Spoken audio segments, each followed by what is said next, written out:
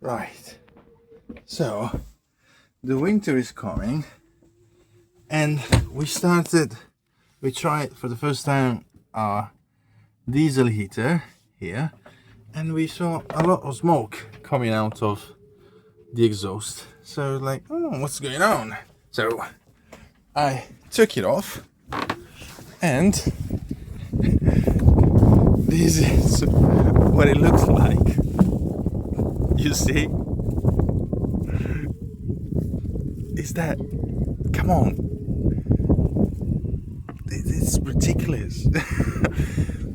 No wonder it wasn't working properly. So, yeah, need to get it replaced somehow.